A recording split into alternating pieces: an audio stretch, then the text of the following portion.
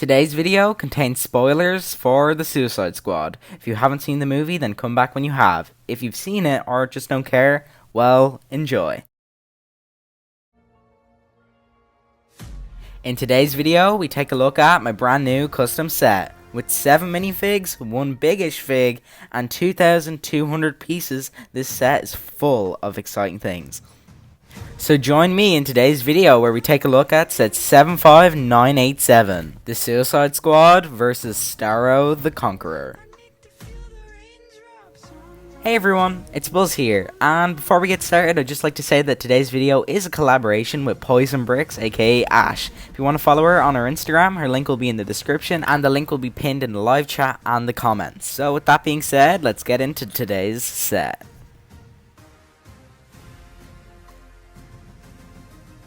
For the first figure in today's video, we have Robert Dubois, aka Bloodsport. This guy is probably the main lead of the movie, but every character has its moment to shine.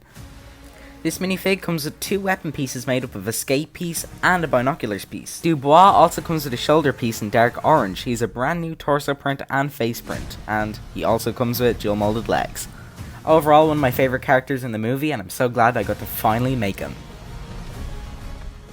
Now on to probably my favourite minifig I designed for the set. We have Polka-dot Man. Polka-dot Man is probably my favourite character in the movie, and I'm so sad we're not getting his version in Lego. Anyways, this figure has dual molded arms, dual molded legs, a brand new goggles piece, and a polka dot print throughout.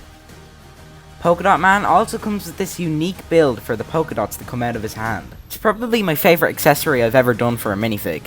What do you think?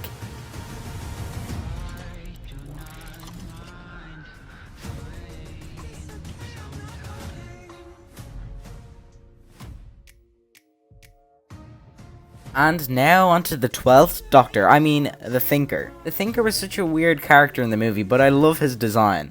Anyways, this figure has like a flowerish shirt print, which I think looks really cool, and also has a brand new face print. He also has a brand new head mold with a bunch of like screws or electronic magnifiers on them. I don't know honestly, but it looks cool, so I guess it works.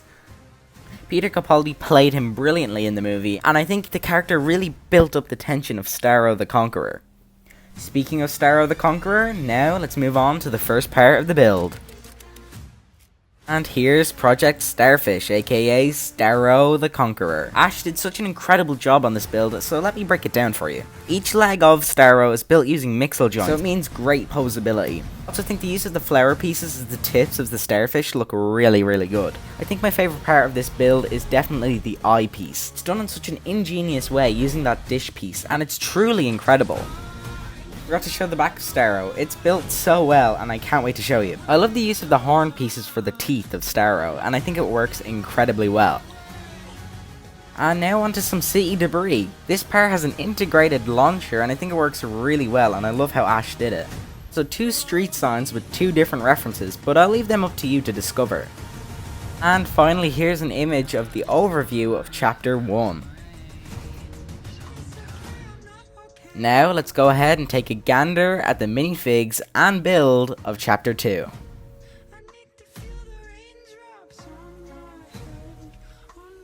For the first minifig of Chapter 2, we have Peacemaker, who's played by John Cena! Yup, I just did that, and you can hate me for it, but I needed to bring that back. Okay, anyways. This minifig comes with a brand new helmet mold designed by me. He also has dual molded arms and dual molded legs that are both printed on.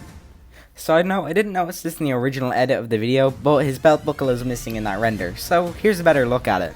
Peacemaker uses a modified 2017 Batman belt piece, and I think it works really well for the character. Now onto our next minifig. And here's Cleo, aka Ratcatcher 2. Ratcatcher 2 ended up being one of my favourite characters in the movie, and I know I've said that about every character, but it's such a good cast. As this minifig uses a new specialised hairpiece designed by me. She also uses the wild styled scarf piece from 2019. She also has her rat collar bulb thingy, and she also comes with Sebastian. I really hate designing on black torsos, but I think this one came out pretty well. Tell me what you think in the comments below. Oh, moving on to part 2 of the build, we have the bus. This bus is built incredibly well, and I'm pretty sure it's 8 studs wide. There's two main exits on the bus, that being the front door and the back door. This bird's eye view, you can tell there's 4 passenger seats and 1 driver seat. In total 5 seats for 5 minifigs. And hey, there's even some standing room in there, and I'm sure you could mod it to add more seats if you wanted to. Overall, we felt the inclusion of the bus was important to the story and to the set, so I'm glad we have it here. Now, let's move on to the next part.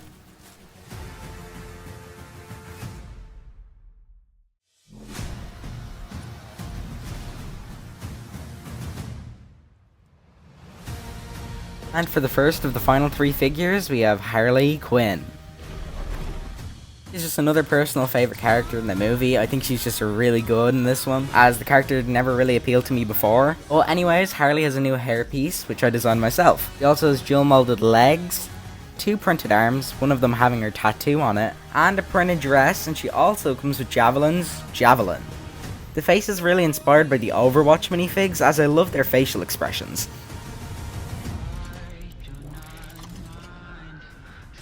Moving on, we have Colonel Rick Flag.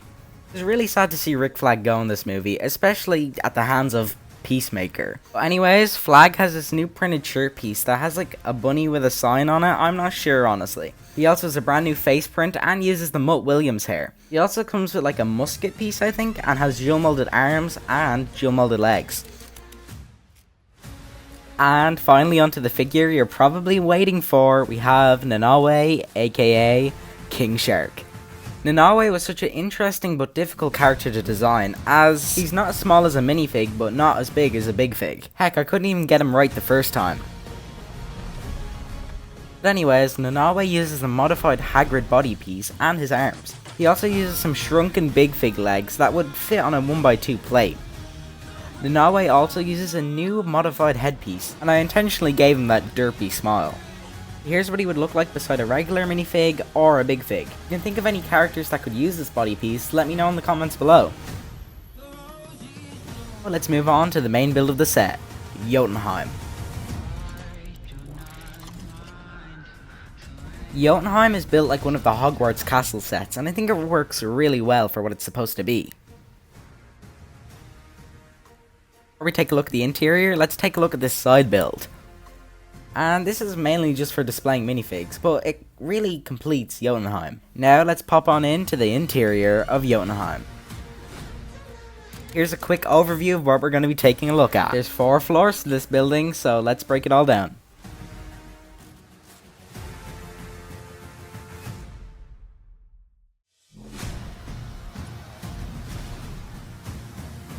On the first floor, we have the main entrance. There's some seating, and a main secretary's desk, and there's a computer there that has an alarm on it. One of the main details you may have missed is the bomb that Nanaue made for Peacemaker. This is such a cute little detail, and I'm glad Ash managed to sneak it in. Moving on into the second floor, we have Tinker's lab. First off, to the left, there's a computer that says Project Starfish on it, and it also says its status. Behind Tinker, there's a drawer that has the footage of the American government finding Starro. Right, we have the experiment room. Here it includes 2 exclusive face prints for Starro the Conquerer. There's an operating table, and to the far back, there's like a containment thing, and the blue and purple colouring wasn't always that colour, I'll just put it at that.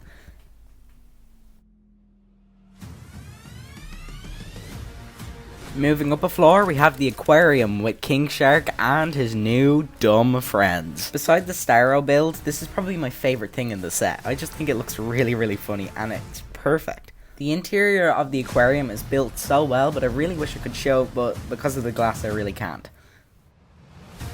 Now moving on to the final floor, we have the offices. Of course, we couldn't put that many up here, so we just have the one. Of course, the main feature of this part of the build is so that you can have the building collapse. Pulling out the lever to the right, you can make the whole thing fall. And finally, for the last main play feature, we have that the main wall can fall out. It leads on to probably my favourite image of the set, which is Harley Quinn jumping out the window. It also shows a better image of how the play feature works. Finally, there's a bunch of antennas on the roof that look really cool and help complete the build. Oh. And one last thing. Bird.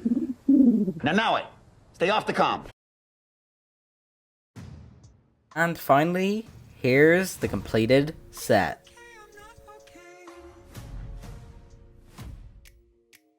This set has been a blast to work on with Ash for the past week, and we really hope you like it, and we'd love to make more sets like this. If you guys want another Suicide Squad set from us, be sure to leave a like on the video. If we can get it to about 250 likes before Sunday, we'll definitely do it.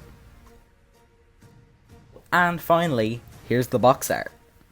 If you enjoyed today's video, feel free to subscribe. I do weekly LEGO custom sets, and I'm pretty sure you'd enjoy most of them. That being said, I'll see you in the next video.